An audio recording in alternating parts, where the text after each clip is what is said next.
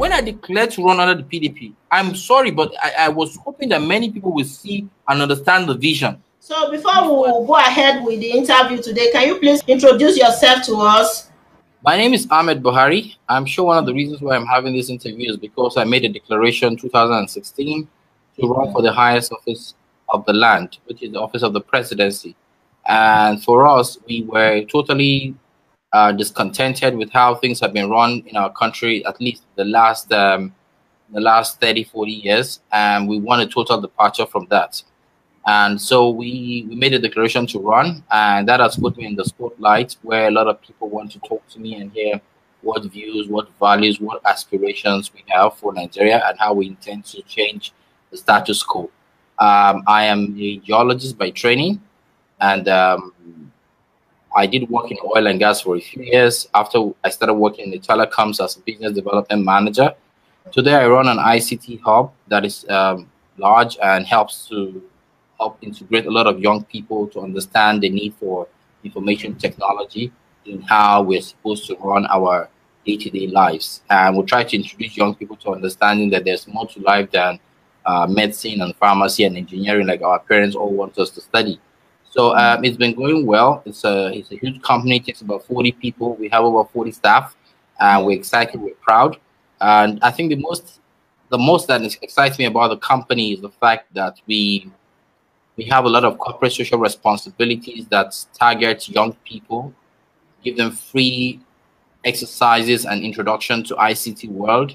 And also we actually have a lot of programs for people living with disabilities. So we're talking about the blind, the albinos, the cripples, and the deaf, who we collaborate and liaise with NGOs and bring them to our hub and teach them everything you can do with ICT to make some money for yourself, without necessarily having to travel from point A to point B just to make some money, because they really, really struggle, especially in a country like Nigeria where facilities and infrastructure is not there for them. So these are the things that I've been doing myself over the last few years. I turned 40 this year, and I am from Kwantagora in Niger State. I am married, and I've got 3 children. Okay. Your last name is Buhari? Yes. Okay. Can you explain to us more clearly? Because some of my followers, they are confused with that last name. Some of them even thought maybe you are the son of our incumbent president, Muhammad Buhari. Can you explain a little bit about that? Yeah, I know a lot of people will definitely be concerned. A lot of people will want to know why the name is same. As a matter of fact, it's a coincidence. And the drive that I have, the vision that I have, I'm not going to let the fact that I share my name with some other person deter it. I would like to remind people that there's nothing in the name, and the name that a person bears doesn't quite determine the kind of views and values that person has. So the relationship I have with the current president is that he's my president at the moment, but I have no blood relationship with him. From a very different state. I have never met the guy before. And what is most important here is that Nigerians in 2018 should be more focused on the content of the character of the person than the name that the person shares, or the color of his skin, or the religion that he practices, or the ethnic extraction that he comes from. We should be more focused on what the message is about, and trying as much as possible to ensure that we do not stereotype, try as much as possible that we do not generalize, and that every single person you see has got his own drive, his own push, his own views, his own values. And the moment we try to detach ourselves from those things that we've always complained has put Nigerian down, like ethnicity, like social status, like political party ideological affiliation, like gender parity, like age brackets, we will start getting the kind of country that we want. So the focus should be more on competence than anything else. Tell us more about your academic achievements. Well, I studied geology at the Federal University of Technology, Minna, where I finished a bachelor's in science some 17, 18 years ago. And then I started working in the oil and gas as a well site geologist, after which I got a scholarship and I went to England, and I had a first master's in international trade and marketing. When I finished my master's in international trade and marketing, I went to Manchester, where I studied geographic information systems and spatial analysis for my second master's. And after that, I've done a lot on project management. I've done a lot on human management. And after all of that, I came back to the country shortly after working with Icon Development Solutions in Manchester as a data analyst. I came back to Nigeria and I continued working as a geologist here, the oil and gas fields in Port Harcourt, in Akwa Ibom, and some other areas around Bayelsa. After a few years, I moved and I started working with the telecoms as a senior business development manager.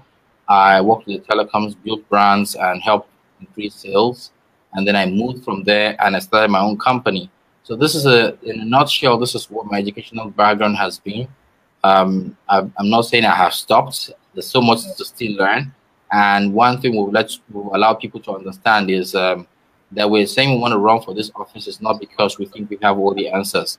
The answers that we need to get Nigeria succeeding has got to come from all of us. We have to contribute our own individual understanding of the problem to see how we can get the best results. And also, some people have said I'm too young, and I want to also remind them that age indeed is not a function of good leadership. That you're young doesn't mean that you have the best leadership to offer. That you're old doesn't mean you have the best leadership to offer. Nigerians at this very crucial time should focus on the antecedents, the track record, the ability to deliver, and the push to want to see a better country. For us, we are more determined to see that we have a united people more than anything else. One of the reasons why we haven't moved forward is because we haven't reconciled. So many things have happened after the independence, and those things are the things that is still making a lot of people feel not part of the Nigerian system. I'll give you an example. As I speak with you right now, there is a 1966 coup that happened where a lot of people lost their lives. And after the 1966 coup, many soldiers were mutilated. It moved on to allow the civil war happen, where if I ask you now how many people lost their lives, you can't tell me because nothing was properly documented. We still moved on to series of coups that we kept having coups and coups and coups. And this is just a reflection that the people are not exactly happy with anything that at all you call the sovereignty of this country. So our dream, our aspiration is to see how we can, bring all of these things together.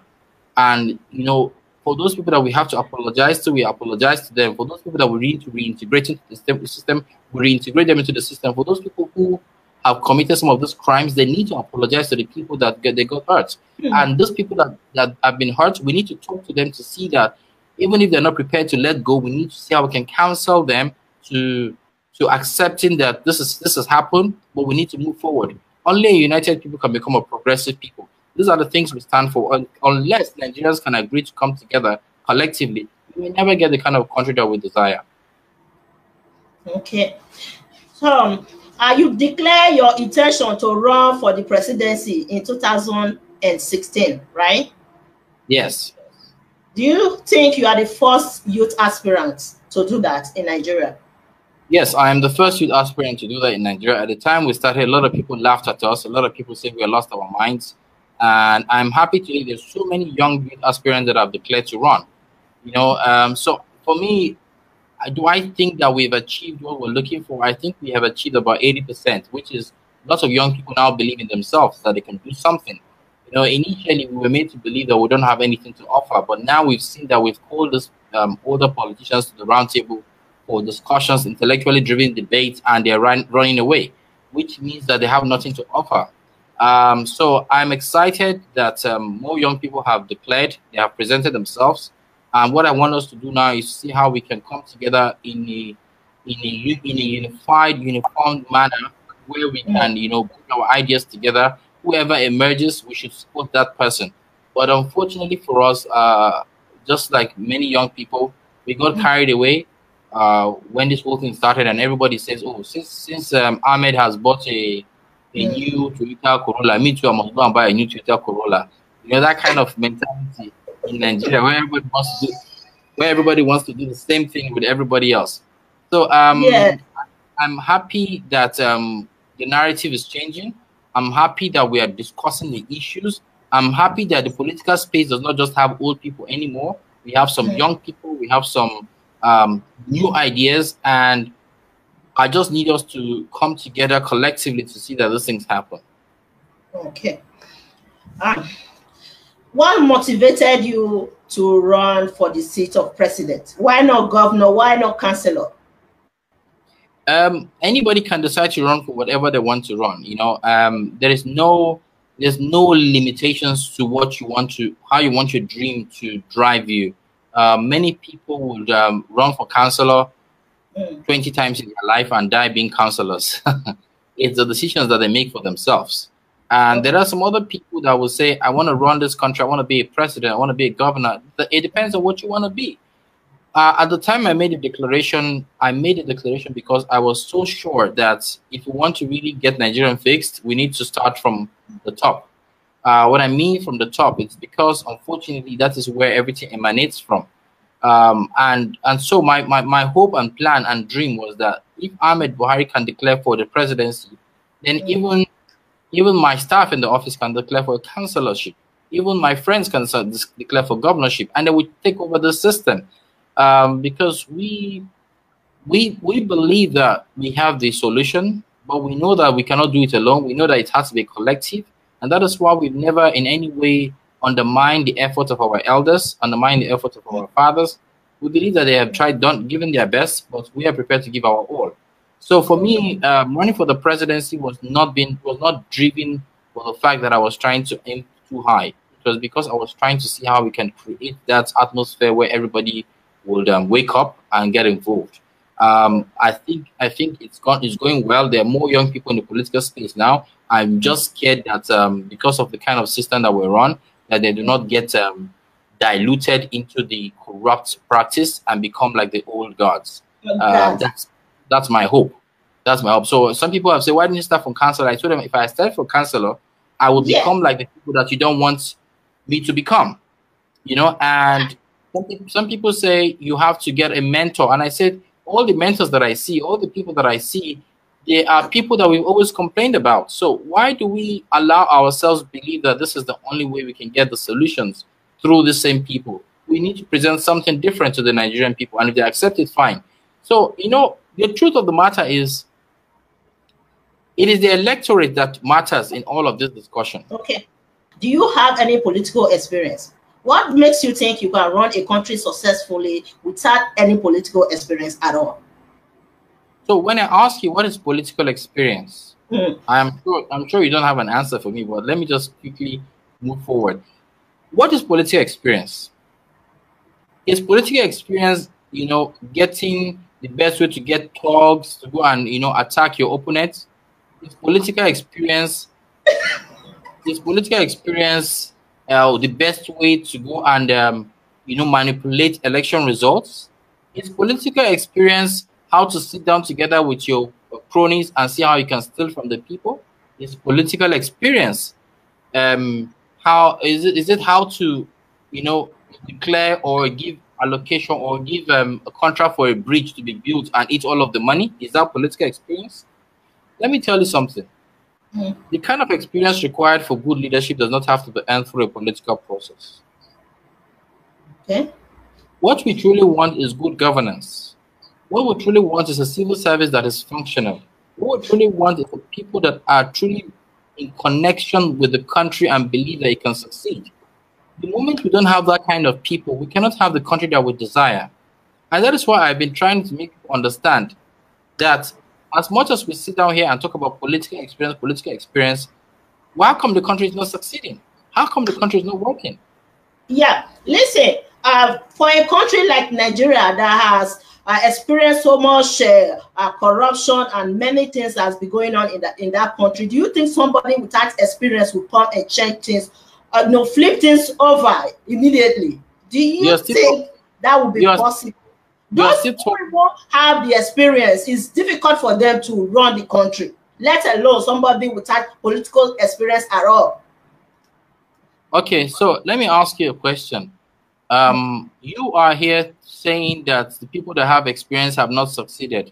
What it means is they find it difficult to run the country. You know why? You know why? You know why?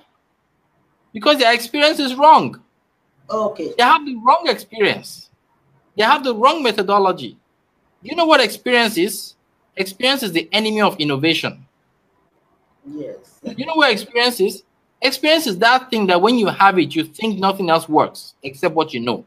But when you keep trying what you've known all these years over and over and it's not working, that means that your experience is totally wrong. I don't have all the answers. We don't have all the answers. And we're determined to work with all the people that are prepared to see that Nigerian works. We want to have the technocrats come back. We need to get the Nigerian people that are succeeding outside this country to come back to see how we can work together to fix this country. Yes. We cannot keep standing on the sidelines and complain, oh, it's not working, it's not working, it's not working, it's not working. Then what are we going to do about it? So if you keep talking about experience and you're telling me that the people that are in charge right now are trying their best with all the experience that they have, it means that their experience is wrong. They have the wrong experience. They have the wrong approach. And it's about time we start trying something different, something new. Otherwise, we keep running around in circles. Now that you believe that somebody without experience can run Nigeria successfully, if you are privileged to be the president of Nigeria in this next election, are you still going to work with the old people, or are you deploying people, new people entirely from outside the country to come and run Nigeria? Obviously, we cannot depart totally with the people that are here. And very clearly, we know that we need more hands. We need better brains, we need smart people. We need people who have seen a lot and can offer a lot. We need people who have a different mentality and ideology to work.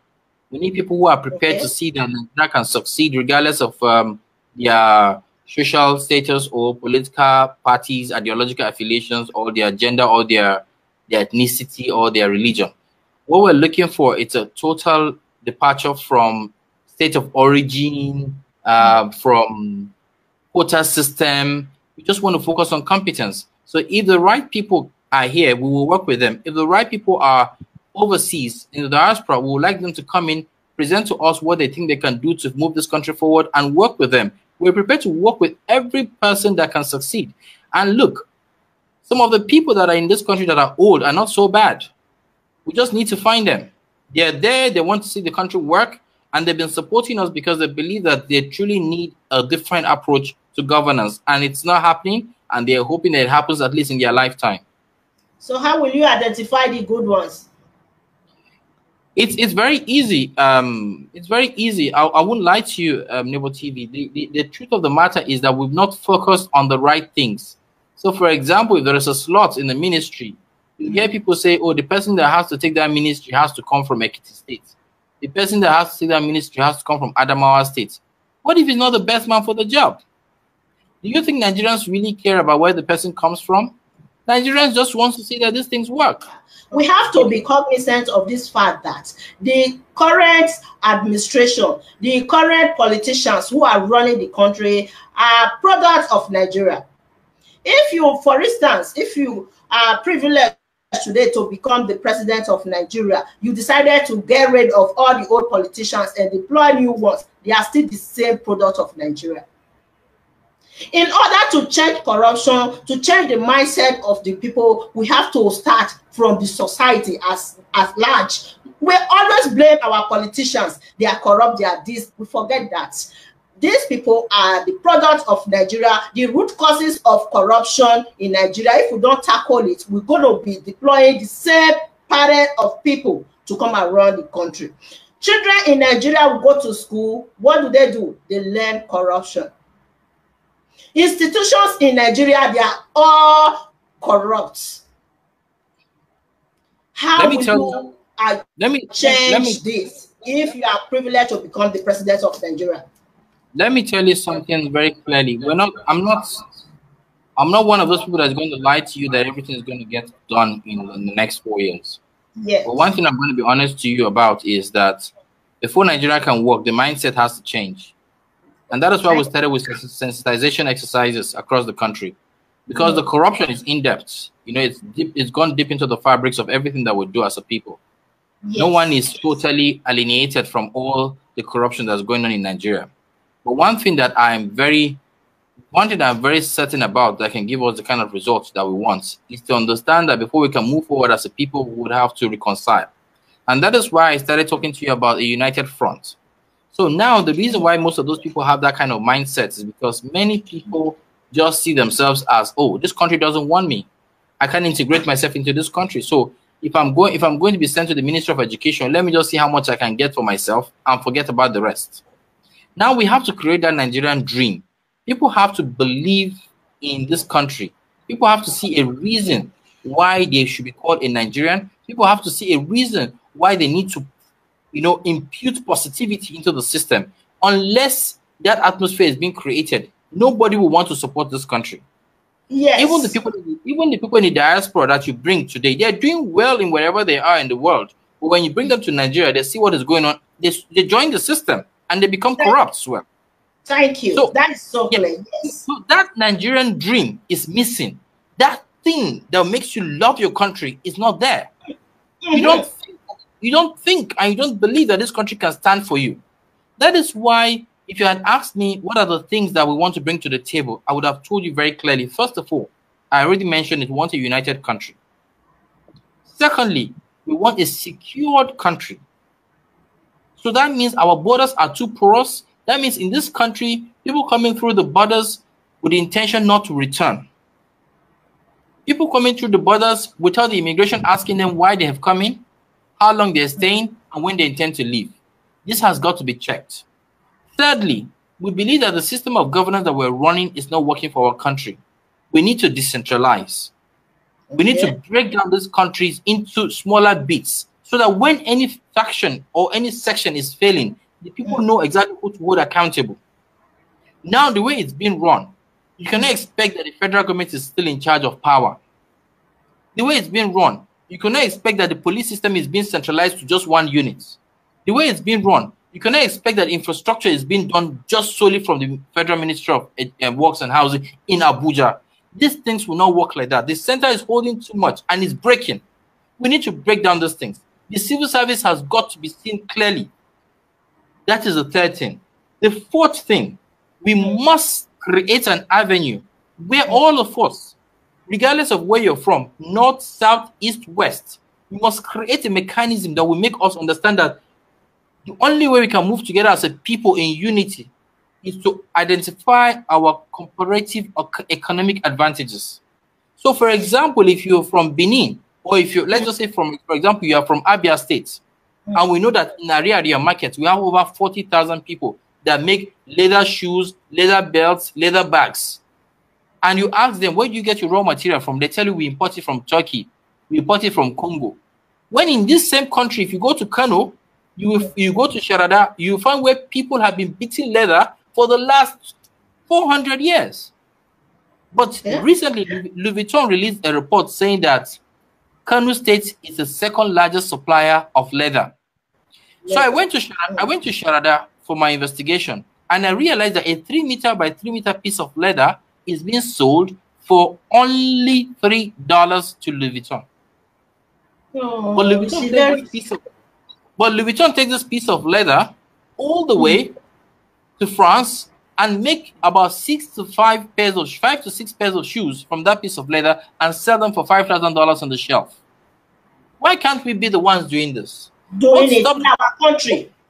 Yes. What stops the governors of Abia State and that of Kano State telling their people that, look, oh, you guys have the expertise to make these leather things. These Kano people have the leather. Let's bring it together. Let's synergize, make some money for ourselves, and have a better life for everybody. We are not thinking like that. This is the job of the National Orientation Agency, to open the minds of our people to understand that I don't have to love you. But if I have a business relationship with you, I would like you. I will call you in the morning and say, my sister, how are you? Hope things are fine with you. Because I know we're doing something together that is moving us together forward on economic viability. We don't have those things. Those are the things that we should be focused on right now. If it's what we have in Benin that you don't have in Sokoto, look for it. Let the people know. If it's oil that you have in Bayelsa and you don't have agricultural produce in Bayelsa, the money that you make from your government in Bayelsa, go and invest it in the farmlands in Kebbi. Have a synergy.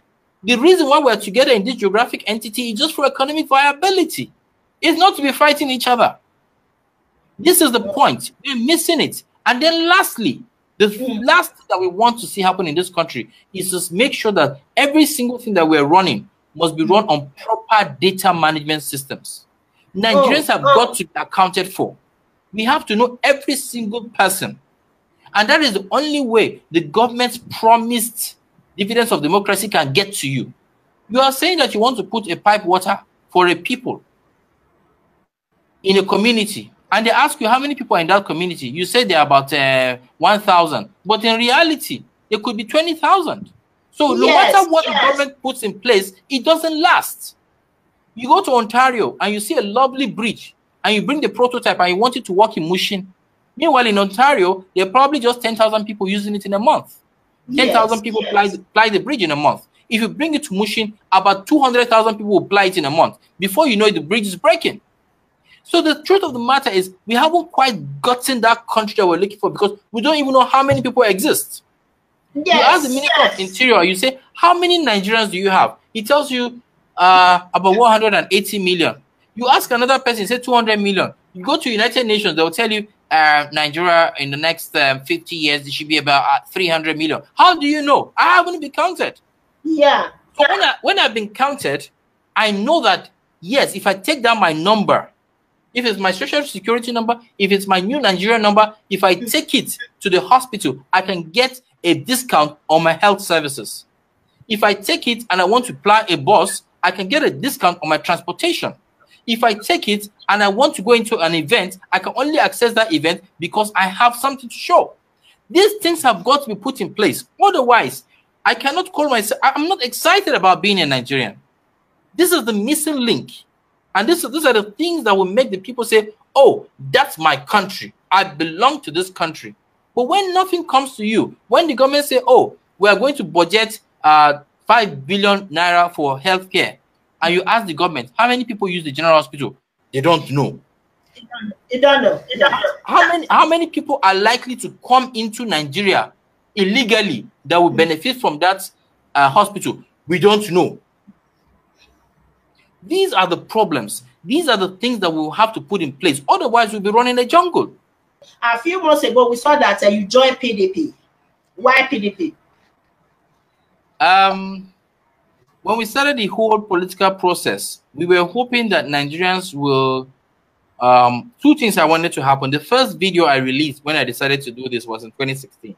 And I said very clearly to all the people that were concerned, I said, look, I want a country where we will stop, creating so many political parties. Let's just have 1 or 2 political parties and go into those political parties and change their mentality. I said very clearly that the more political parties that we create, the more distracted Nigerians will be. Do you think the more we spread ourselves? So INEC kept registering new political parties. And everybody started saying, this is my political party, this is my political party. And we were spreading. So we didn't have any consolidated number anywhere to say, this is where we are, this is our stronghold, this is how we think we can achieve this. So as we kept moving through the political process, I traveled to every single state in the country. I've been to more than 300 local governments in the last 3 years on this sensitization exercise, on trying to talk to people. The truth of the matter is, all these political parties that have registered themselves are not visible in these places. What we were expecting from the youth is to come together and take power away from the old politicians who have been running the country since all these years. But when we saw that you, as one of our favorite youth aspirants, joining PDP, we were a little bit disappointed. So tell us your justification why you joined PDP. I know you have already explained a little bit of it. Go ahead and tell us more clearly. Okay, so it's I needed to be honest with myself. If we want to win this election, most of these new parties do not have the strength, the capacity, the grassroots presence, the financial strength to give us the result that we want. Let's not lie to ourselves. Most of my grandmother in the village is going to go to the ballots looking for an umbrella or a broom where she can thumbprint. Some of these new political parties, I saw their logo. Our interest into the PDP was clearly because we wanted a political party that had the grassroots presence, so that when we enter, I've said it many times. Some people say, "Oh, PDP is bad." I say, no, it's the people within the party that are bad. It's always the people in the house. Every house you see, give it to me, I will fix it, and you will like it. So we needed to go there. When I declared to run under the PDP, I'm sorry, but I was hoping that many people will see and understand the vision. If we had gone there in our numbers, Ahmed Buhari has declared under the PDP, and the next morning, 10 million young people joined him there. The PDP would give space for us. Okay. Yeah. There was no way in my mind. Yeah, that is true though. That's fact. Yeah. All the people that the PDP has presented, and I'm not joking right now, all the people that the PDP has presented are people that cannot beat Muhammadu Buhari in the 2019 elections. Okay. But imagine if the PDP had celebrated a young person. Yes. Coming into their party. All young people in the country will go to that party, support that young person, and see that he wins. Yes, I understand. This was the dream. But like many of us, we are quick to just look at things on the surface level. Oh my God, he went to PDP. We can't stand it. I saw on your platform that you presented my declaration to run under the PDP. I saw videos. That was a huge number of people coming from all over the country, supporting what they believed in. What I needed people like yourself to have understood before making those assertions was to ask, why does this guy want to go there? I've listened to him. He's different from them. Not to, the thing with us, you just said the PDP is this and the PDP is that. I went into the PDP, and the people I met in the PDP were not people that responded to what we're trying to do positively. They believed that, one, we were too young, and our views and our processes were not the same with theirs. But imagine if it was not just me. Let's just say we were many of us there. So when I declared, I expected people like yourself and many millions of other Nigerians to say, well, if this is what he wants to do, we are with him. We are with him. We're not with the party. We're with him. And so when we come in there, these guys will give us our space. Who thinks that it will just happen like magic? So all of you, when I went in there, most of you say, oh, I'm not going to work with him anymore. I'm not going to be with him anymore. But what you did at that time was we went back and we are spreading ourselves into other parties, knowing that these parties cannot deliver. We were lying to ourselves that, oh, yes, we have parties. Let's join these parties. But they cannot deliver. So after spending a few months in the PDP, I tried to make the leadership of the PDP understand that the easiest way to get Muhammadu Buhari out of office is to present a youth aspirant, a youth candidate, on a big platform. With the support of the platform, we would crush any opponent. But the PDP did not believe in us for many reasons. One, they think our ideology cannot work in Nigeria. Two, they believe that we don't have the kind of money that they would want to play around with. Okay. And I, for one, will not give money to any political party because I want to run under them. So at that point, we made a decision to pull out from the PDP and run with the Sustainable National Party. Now, You defected from PDP, right? Oh yes, I did last month. Okay. And the decision was born out of our desire to ensure that the dream is not killed. You decided to join PDP a few months ago. After how many months you defected? Tell us your justification, your reasons. Clearly, we were in the PDP and we could see very clearly that they were not determined to welcome a youth aspirant. The party did not give room for a youth aspirant for many reasons. We had a reason why we were there, and it was because it doesn't make any sense for a new aspirant to go on a new political party. It will not sell. We needed at least a youth aspirant going on an old political party, and it will go to the grassroots. If the PDP supports Ahmed Buhari, Every single person in this country will know about it by morning. And this is exactly what we were looking for. Now, after spending a few months there, we clearly saw that the party was not ready to change its ways. And the reason why we went into the party in the first place was because the party had openly told Nigerians that they were ready to change their ways, bring young people into the party, support new ideology. You know, they apologized for 16 years of misrule, mismanagement. But when we went into the party, we realized that they were not really repentant. And so they were still hell-bent on, oh, aspirants have got to bring money before you do this, bring money before you see this. And at that point, we said, oh, these guys are still the same. We need a party that will be really ready to give us the kind of Nigeria that we want. And we chose to run with the Sustainable National Party.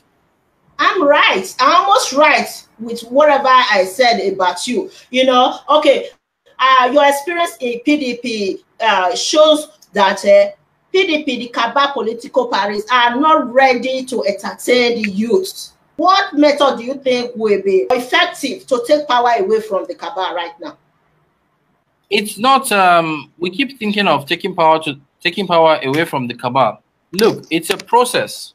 We would have to understand that unless we can form a strong movement, we cannot take power from the cabal. And I keep asking people, who is the cabal? Anybody can be cabal. If you are with the media industry, you are a media personality. If all the media personalities come together in Nigeria and agree to support one aspirant, all the media personalities come to support one aspirant, and they only talk about that one aspirant every day on their news. And because of that, that aspirants enter the mentality of the people, and the people start accepting that aspirant. Who is the cabal now? The media personalities, because they have come together to do one thing together, and they install a president, and they make him submissive to them. They tell him what they want in the media industry, and he does it. Now think about it. Think about this. Sorry to interrupt. Think about this. You have about 60 million people that will vote in the next elections. Let's imagine that all these people decide we want to support Ahmed Buhari with just 1,000 naira. We'll be able to raise about 60 billion naira. We can run any kind of campaign we want to run in Nigeria. Now, if Ahmed Buhari succeeds and win the election, who must have installed him? The people. Who is the cabal? The people. But each time a politician puts his hands in his pockets to pay for a campaign process, I am telling you, when he gets into office, the people that gave him the money to pay for that campaign process will collect that money back at an interest rate that only them can determine, and at a return of investment time that only they can determine. So it is important for us to understand that, look, like our people keep saying, good soup, no money killer. You have to pay for it. Yeah. You want good governance? You want good governance? You pay for it. You want a good system? You pay for it. And when you pay for it, when these people get into office, they will not say, come and take back your 1,000 naira. No. They will now give you the dividends of democracy that they promised you. Because at that time, they are indebted to the people. So the cabal happens to be the people that are ready to invest in the campaign processes. And the fact that we are shying away from investing and putting ourselves in there, it has made us far away from governance. This is what you know, to set the mentality of the people. Okay. Do you mean that journalists can also shape this next election? Very well so. Journalists can, entertainers can, the medical industry can. Do you know what it means if the medical industry say they're not going to support, they're not going to work if this government continues? They can cripple the government. The labor union can cripple the government. We need to be serious. The market women can break the market women can install a president. I am telling you. For instance, what you are saying now is against the tradition of journalists, because according to what I read about journalism, you have the right to interview all the youth aspirants. If you have to support one, you are deviating from the tradition of a journalist. You understand? That's why we entertain everybody. I saw you with other youth aspirants during the time they formed a form of a coalition pact. Are you a member of the pact? Yes, I was a member of the pact. Okay. I got into the pact because clearly I was determined to see how we can have a unification, especially from the youth perspective. But along the line, I pulled out. And my reasons for pulling out was because the process was not going to give us the kind of result that we were looking for. Okay. And that is why I pulled out. And for me, I'm excited that that's one thing that everybody thought was going to work. We've tried it, and unfortunately, it didn't quite give us the kind of, because I was expecting that whoever emerges from the pact would create an excitement across the country, but it didn't quite create that excitement as we were hoping, which means that still something we're not doing right.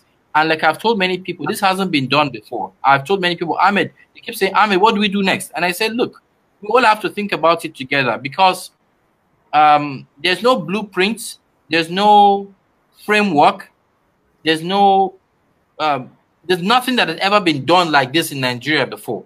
So we are the ones that will have to create it. We are the ones that would have to say, we have designed, we have fashioned a process, a method, a way that can give us this country. So we are on the process.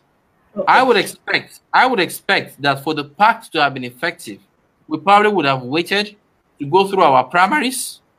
When you emerge from your primary as a candidate and you can still feel that you don't have the capacity to win on a general scale, then we find ourselves on the round table deciding. Because in that meetings, those meetings that we had, there were some people that I saw there that were running for office of the president that I have never heard of before and seen before, but they were also there entitled to voting. You can see that some of these things do not carry enough weight, and that is why the people do not follow us to believing that we have the solutions. Now, what political party did you defected to? I'm with the Sustainable National Party, the SNP. It's a new political party, and when they approached me and presented the party to me, I had to study the party to see if it had things that would excite me as a young person, and allow us to, to present ourselves in a way that would be effective moving forward as a people. And the Sustainable National Party has been very supportive. It's been very helpful. It's a young party. I think it's a party where we can really present our ideas and get the support of the party structure to see those ideas coming into fruition. And that is why I'm excited about being with the SNP. Though it's a small party, but I think it's now time for us to show and display our strength by giving it the support that is required. Are you the only aspirant in that political party right now? No. There are other aspirants. We're going to be having the primaries tomorrow in Abuja. Tomorrow? Yes. Primaries will be tomorrow in Abuja, and I'm hoping that I emerge.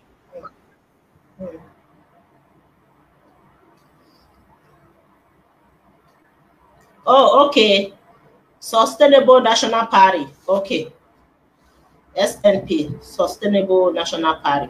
We participated in the Osun State elections, and out of the 48 parties that participated, we came 8. For us, that's encouraging. It's a process, like I said, and from the time I made the declaration under the party, we've had a lot of people from especially from the southeastern part of the country, declaring their interest to want to run for various offices. So I think if we're able to put our acts together, we probably will pull a shocker in 2019. Is there any form of a debate scheduled for the aspirants in Nigeria right now? Yes, of course, there will be debates, but already we've got word from the current ruling party, the APC, that the president will not be present for the debate. He will send his vice to represent him. Whoever is going to send will be ready to debate that person and let Nigerians know that we have other people that have better ideologies and thought processes.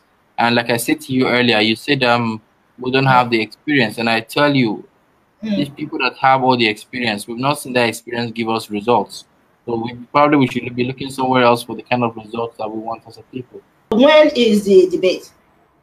They haven't fixed the dates. There's still time. I'm sure debates will start coming sometime in November, December, to know exactly who the people are going to support. I want to tell everybody that is watching us now and will watch this later that one of the reasons why I'm running for this office is because I believe I'm too relevant for my generation to hear that I existed without making an impact. And for me, it's not a quest for power, but a plea to serve. And we have joined the Sustainable National Party. For those people who were not happy that we joined the PDP, I hope you're still listening. Come join us in the SNP now that we move to the SNP. And stop standing on the sidelines and complain and just analyze. Try and be part of the process. Until then, I want us to realize that there's no cabal. We can become the cabal if we're serious.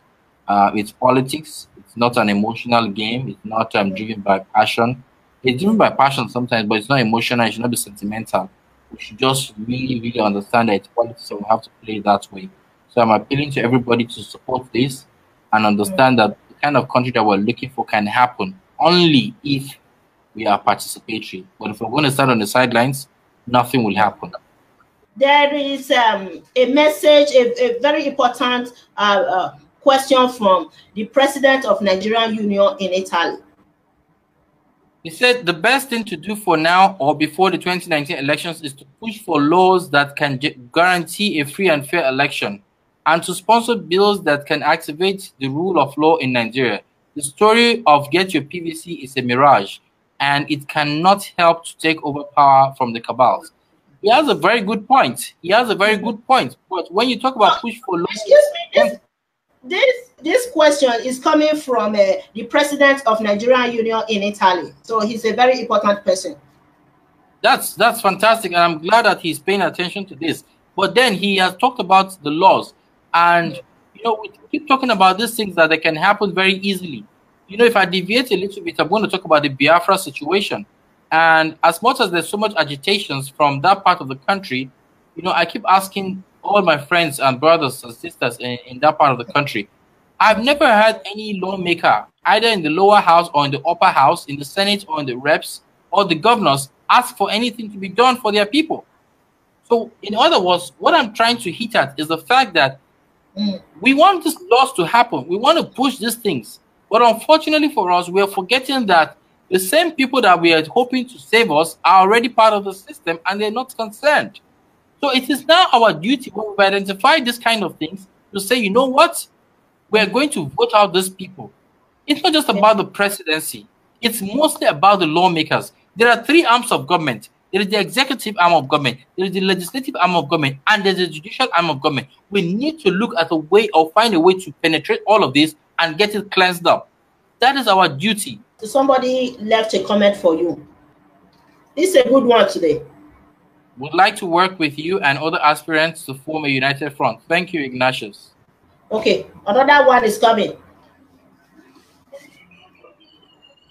I like your line of business. How will your work impact the growth of the Nigerian nation? Okay, thanks, Ignatius. Thank you for your comments and everything. I'm sure you've listened. Your question, unfortunately, isn't quite clear and direct. If you can make it clearer, we would be willing to respond as best as we can. That is all for today. Thank you for joining me today on this live video on Facebook. Thank you so much. And tomorrow is your party primary, right? Yes. So after the primary, I hope you will be nominated. You are optimistic that you will be nominated tomorrow. We're working towards it, and hopefully when we do emerge, we would like to talk to you as well to let you know where we're headed and how the party would like you to support it, especially from your space.